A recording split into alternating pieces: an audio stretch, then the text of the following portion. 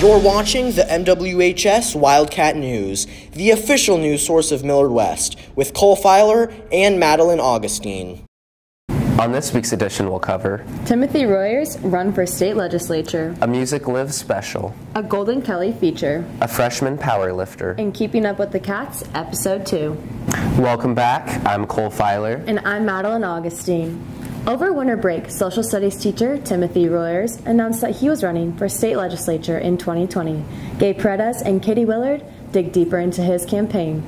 On January 2nd, social studies teacher Tim Royers announced he was officially running for the state legislature for District 31 in 2020.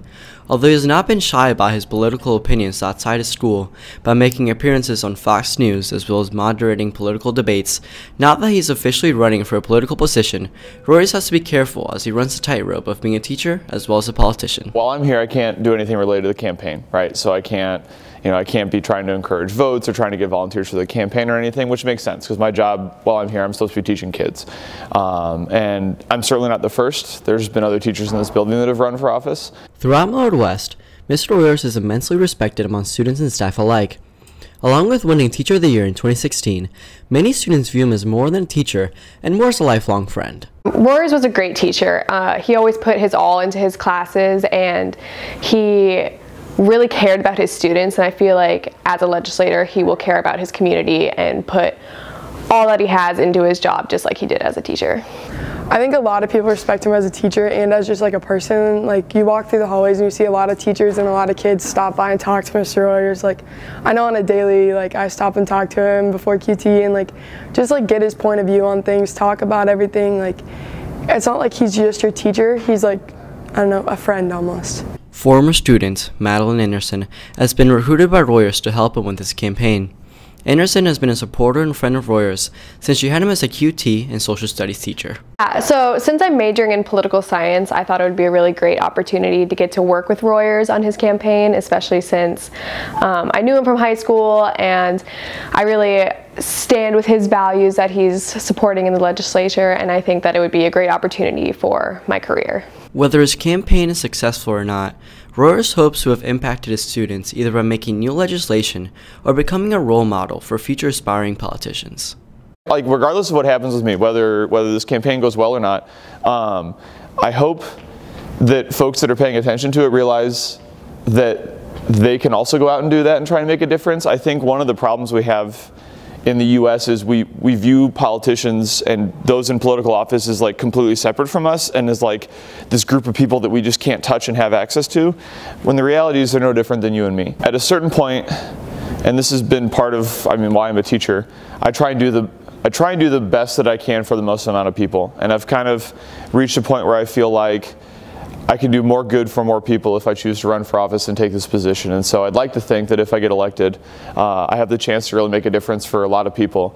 To kick off his campaign, Royers hosted a rally at the Good Life Lounge to get a jumpstart on acquiring supporters and celebrating this new chapter in his life.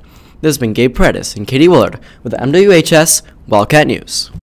On January 19th, Millard West hosted a show choir tournament. Sydney Looney and Cassandra Krebs bring you the story.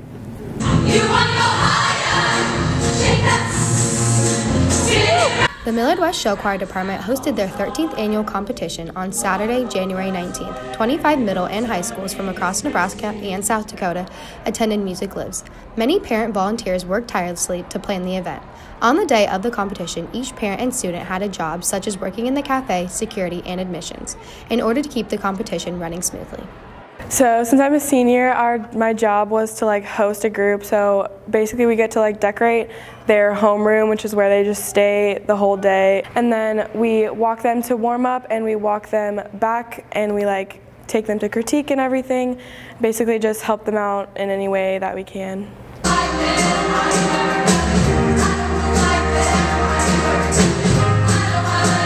This year, the groups got to perform on a stage set up in the gym as opposed to the auditorium. West in the Groove, Uptown Girls, and Swing Cats all had exhibition performances throughout the day. The gym allowed for a better environment for the performers because of the high-tech lighting and sound system.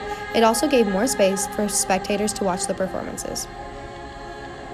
We tried to pack everyone into the auditorium for finals and watching their groups, and we weren't able to have any of the students come and watch, which is like a big thing. Like, we love having kids come and watch other groups and learn from other schools. And this year we were finally able to do that because we had the extra space in the gym. Wide awake, and you're scared that you won't. Initially, Music Lives was supposed to be a 2-day event, but because of snowy weather, the Friday night middle school competition was canceled. It was rescheduled to Saturday and ran concurrently with the high school competition. The middle school was running in mostly the morning in the auditorium, while the high schoolers were happening in the gym. And we kind of had to like reconfigure our like pathway around the school because we had like a flow chart for everything to work out for the high schoolers, but we had to add in like a warm-up room and a critique room for the middle schoolers too.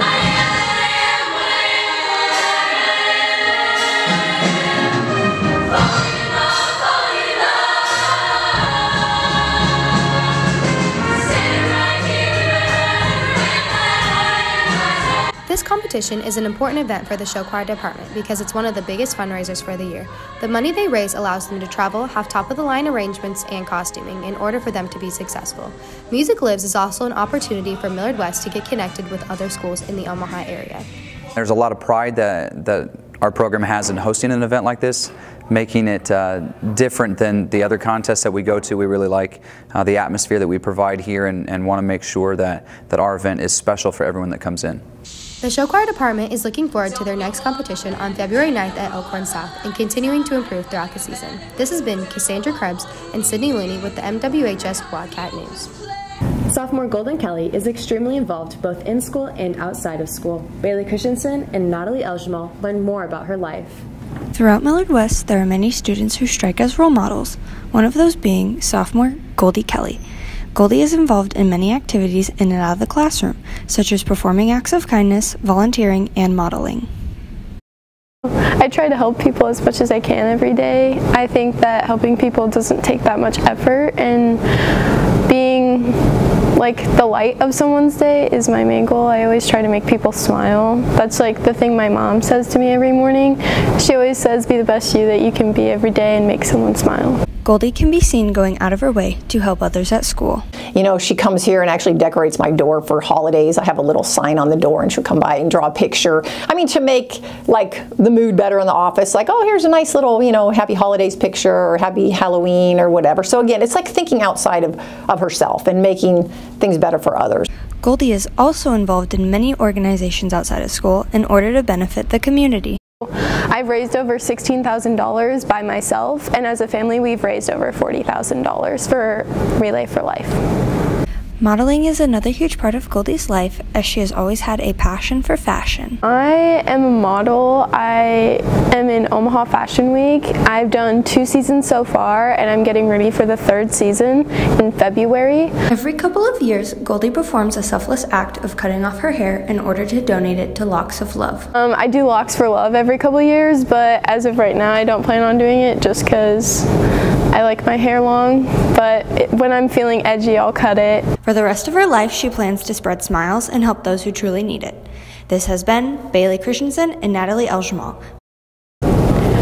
I'm Golden Marie Kelly, and you're watching the MWHS Wildcat News. Many students have hobbies. Some love to go fishing, others like to draw. For freshman Peyton Bastide, it's powerlifting.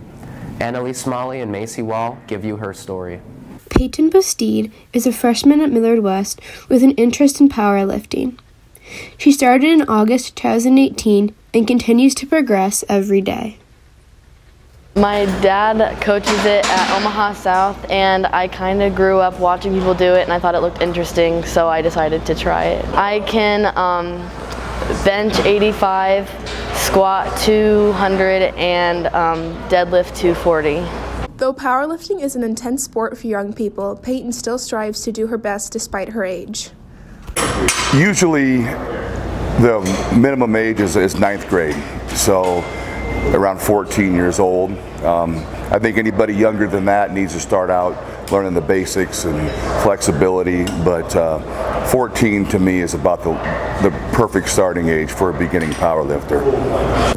Peyton spends 3 to 4 days a week lifting at Omaha Barbell, and in her free time competes with her father's team at Omaha South. Even though her social time with friends is at a minimum, she gets to spend quality time with her father, who is her coach in powerlifting. Nice thing about her lifting with her is she's lifting with her dad, so that's time spent with her dad. So otherwise, I don't really think that it takes away from any of the other time that she would be spending with friends. Besides the obvious physical benefits of powerlifting, there are also many mental benefits that are included with the sport. Benefits of powerlifting, there's tons of them. Number one, through the years, I see my kids gain a lot of confidence. They come in, they don't know about the sport. When they get done with the sport, they just changed 180%, just perfect. Setting goals, achieving goals, and those are the two main ones. Powerlifting has many benefits, but it also comes with many risks that can cause injuries. You have to be trained and taught the right form before going into the sport. The number one thing with the risk of powerlifting is you got to be taught the correct way to do it. I mean, the name of the game is the squat, bench, and deadlift, loading that bar up with a reasonable amount of weight. Joining the sport powerlifting, Peyton has had more confidence in herself and has felt stronger each and every day. It makes you stronger, and for me it makes me feel more confident and makes you feel unique because not many people do it. This has been Annalise Smalley and Macy Wall in the MWHS Wildcat News. Episode 2 of Keeping Up with the Cats gets a closer look at a couple of seniors' work lives. Jasmine Hermosillo-Padilla, Taylor Mason, and Ellie Hahn bring you this edition. Welcome back to Keeping Up with the Cats. On this week's episode, we'll go into the work lives of seniors Erin Mittleiter and McKenna Doyle. My name is McKenna Doyle. I'm Erin Mittleiter, and I work at Olive Garden. I'm a to-go specialist. Olive Garden is located on 168th, right next to the Lakeside Plaza. Both McKenna and Erin have been working at Olive Garden for a long time and know their way around the restaurant. I've been working here since March of last year. I'm working at Olive Garden for 4 months. What we do is we have a to-go counter at Olive Garden, and people can just come in, go get their food instead of sitting down, and it's usually pretty instant, about 20 minutes as you call for the order. There are many reasons why these Wildcats chose to and continue to work at this food chain. My favorite part about Olive Garden is probably the pay. We get really good tips, and the hourly wage is very generous, as well as the managers and just the people there are very friendly and very family oriented, and it's really cool. Everyone that works here is super nice, and everyone is just really awesome to work with. Olive Garden is widely known for their breadsticks, as well as bringing new things to the table with their big menu. My favorite meal at Olive Garden, probably like the 5-cheese ziti. It's pretty good. It's like a mixture between Alfredo sauce and marinara sauce. Probably just like spaghetti or something. Thanks for tuning in to this week's episode of Keeping Up with the Cats. This has been Jasmine Hermosillo, Taylor Mason, and Ellie Hahn with the MWHS Wildcat News. That's it for this week, Wildcats. Be sure to follow us on Twitter at MWHS Catalyst. And for more stories, check out our website at MWHSCatalyst.com. See you next time, Wildcats.